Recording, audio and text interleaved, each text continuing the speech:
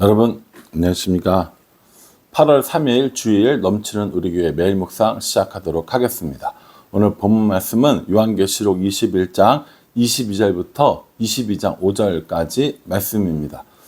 여러분 잘 지내고 계시죠? 오늘 주일인데 오늘 드리는 일본에서 드리는 예배 또 우리나라에서 드리는 예배 가운데 하나님의 큰 은혜가 함께 하시기를 간절한 마음으로 기도하겠습니다. 오늘 말씀 전하러 오시는 우리 수원 신학원 이사장님 되시는 목사님은 우리 교회가 처음 시작할 때 여러 가지로 많이 또 걱정도 많이 해주시고 도움도 많이 주신 분이십니다. 우리 교회를 향한 또 애정도 있으신 분이기 때문에 오셔서 귀한 말씀 전해주실 것이라고 생각하고 있습니다. 말씀 가운데 크게 은혜 받으시기를 저도 이곳에서 기도하겠습니다. 일본에서는요, 아사히카와 그리고 이 토카치 지역에서 예배 드립니다. 토카치에서는 제가 설교할 거고요. 아사히카와에서는 문철영 집사님이 주일 예배 설교를 할 겁니다. 그래서 양쪽에서 서로 간증도 있고 또 특성도 하고 또 설교도 하고 예배 후에는 함께 우리가 한국에서 짜파게티를 가지고 가거든요. 짜파게티를 가져가서 함께 그쪽 성도들과 함께 나누면서 또 좋은 교제 시간 가지고 그렇게 하고 이제 삿포로로 이제 모일 겁니다. 삿포로에 모이면 진명지 목사님하고 또 이시다 목사님하고 또 이런 교제가 이루어질 거라고 생각을 하고 있습니다. 여러분 계속되는 일본 단기 선교팀 사역 위해서 기도해 주시고요. 또 교회에도 예배 드리는 가운데 하나님의 큰 은혜가 있기를 기도하며 나가겠습니다. 어제 우리가 새하늘과 새 땅이 열리고 새 예루살렘 성을 봤습니다. 이제 그 새 예루살렘 성 안으로 들어간 거예요. 그 성 내부로 들어가서 어떤 일이 있었는가, 어떻게 생겼는가를 보게 되는데 저는 오늘 말씀을 묵상하면서 크게 두 가지를 봤어요. 새 예루살렘에 없는 게 있고 새 예루살렘에 있는 게 있다라는 겁니다. 기존에 있었는데 없어진 것이 있고 기존에 없었는데 새로 있는 것이 있다라는 것이죠. 그런 것들이 어떤 것들이 있는지 살펴보면서 새 예루살렘 성은 어떤 곳인지 한번 알아보려고 합니다. 먼저는요, 22절에 보면 성 안에서 내가 성전을 보지 못하였으니 이는 주 하나님 곧 전능하신 이와 및 어린 양이 그 성전이심이라 라고 얘기합니다. 뭐가 없다는 거예요? 성전이 없다는 거예요. 예루살렘 성 안에 성전이 없어요. 원래 뭐가 있어야 돼요? 성전이 있어야 되죠. 여러분 그 이스라엘 백성들이 바벨론으로 끌려갔다가 포로로 돌아와서 제일 먼저 한 일이 뭐냐면 성전을 짓는 일이었습니다. 그렇게 솔로몬 성전보다 아름답지도 않고 화려하지도 않은 성전이었지만은 이스라엘 백성들이 살아가는 데 있어서 성전 중심, 하나님 중심이었던 것은 맞습니다. 그래서 성전을 세웠는데 오늘 이 새 예루살렘에는 뭐가 없어요? 성전이 없어요. 왜 없어요? 하나님과 그 어린 양이 성전이에요. 함께 있기 때문에. 성전의 역할은 뭐냐면 그 하나님 앞에 나아가기 위해서 대제사장 그리고 제사장들이 이 백성들의 죄를 씻고 하나님 앞에 나아가는 의미였는데 이제는 새로운 예루살렘이 하늘로부터 내려와서 그곳에서 하나님과 함께 살고 있기 때문에 어린 양 대신 예수님과 함께 살고 있기 때문에 거기에 뭐가 없어요? 성전이 없게 되는 겁니다. 여러분 아무리 크고 화려한 건물이라도 그 건물에 하나님이 없으면 그건 성전 아닙니다. 아무리 보잘것없고 사람들이 볼 때 초라해 보이는 곳일지라도 그곳에 하나님이 계시면 거기가 성전인 겁니다. 그러니까 우리가 이 하나님의 성전에 대한 개념을 크고 넓고 화려하고 삐까뻔쩍하고 이렇게 생각해서는 안 된다는 거죠. 유럽에 가면 중세 성당들이 남아있는 곳이 있는데 가보면 정말 화려합니다. 정말 엄청나게 높고 화려하고 스테인리스 글라스뿐만 아니라 안에 내부에 이런 무슨 조각들이나 이런 모습들이 정말 화려해요. 그렇게 화려하게 지으라고 했던 이유가 뭐냐면 사람들이 교회에 와서 그 건물의 이런 위엄에 눌려서 하나님께 경배하기 위해서라고 합니다. 오늘날도 크고 좋은 교회 가보면 참 멋있고 편리하고 너무 좋습니다. 저는 교회가 크고 작고 뭐 화려하고 멋있고 이걸 얘기하는 게 아니라 진짜 성전의 핵심은 하나님과 함께 있는 거라고요. 하나님과 함께 있어야 성전이라고요. 그런데 지금 하나님과 함께 있는 시기가 되었잖아요. 새하늘과 새 땅이 열리고 새 예루살렘이 내려왔으니까. 그러니까 거기에 뭐가 필요 없어요? 성전이 필요 없습니다. 이제는 얼굴과 얼굴을 마주대고 볼 수 있기 때문이라는 거죠. 두 번째는요. 23절에 보면 그 성은 해나 달의 비침이 쓸데없으니 이는 하나님의 영광이 비치고 어린 양이 그 등불이 되심이라 이렇게 얘기합니다. 뭐가 필요 없어요?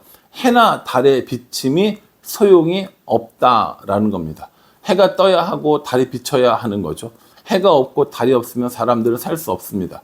그래서 옛날 예루살렘, 그 실제의 옛날에 지었던 그 예루살렘에는 뭐가 있었냐면 해와 달이 있었지만 이제 새로운 성 예루살렘에는 해와 달이 필요가 없습니다. 왜냐하면 하나님의 영광이 비치고 어린 양이 그 등불이 되셨기 때문이라는 거죠.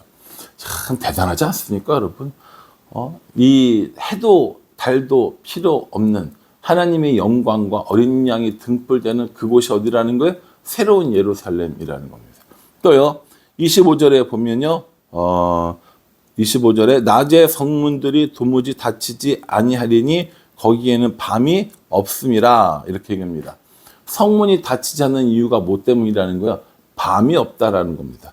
밤은 어떤 상징이에요? 어두움의 상징인 거죠. 그런데 밤이 있어요? 없어요? 없어요. 그러니까 문을 닫을 필요가 있어요? 없어요? 없다라는 겁니다. 그래서 새 예루살렘에는 성전이 없고 해와 달의 비침이 쓸데가 없고 그리고 밤이 없다라고 이렇게 이야기하고 있습니다.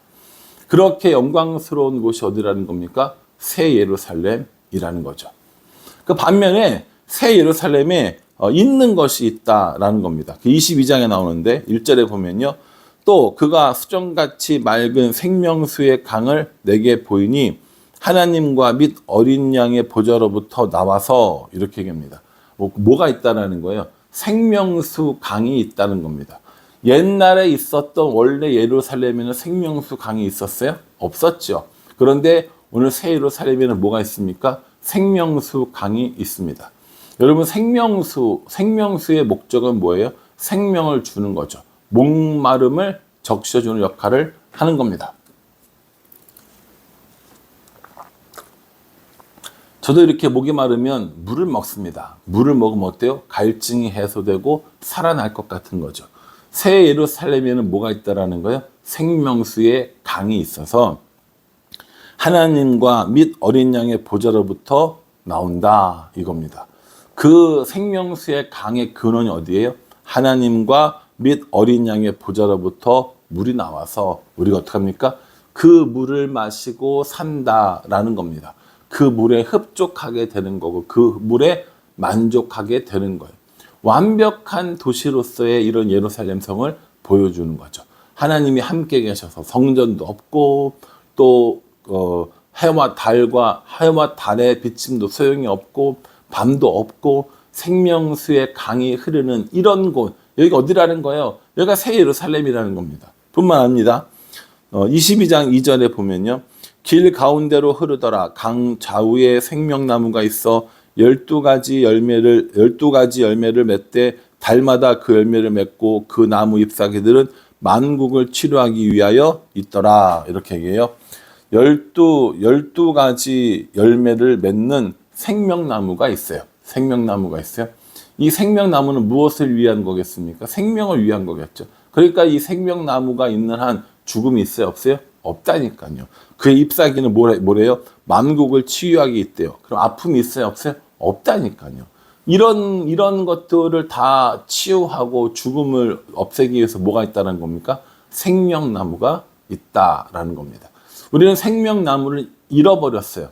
이 에덴 동산에서 추방됨으로. 그런데 이제 다시 생명나무를 얻게 되었다라는 겁니다. 그러니 새 예루살렘에는 생명나무가 있어요.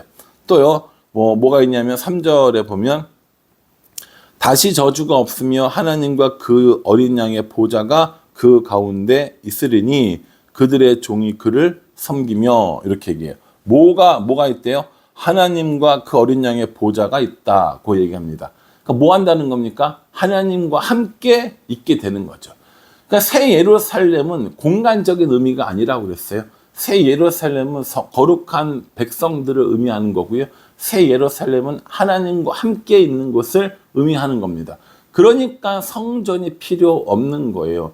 그러니까 해와 달의 비침이 소용이 없고, 그러니까 밤이 없는 거죠. 그래서 생명수의 강이 있고, 그래서 생명나무가 있고, 그래서 하나님과 어린 양의 보좌가 있는 거라는 겁니다.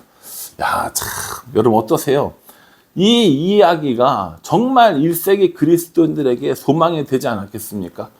21세기를 살아가는 우리들에게는 어때요? 이 말씀이 정말 소망이 됩니까? 예, 됩니다.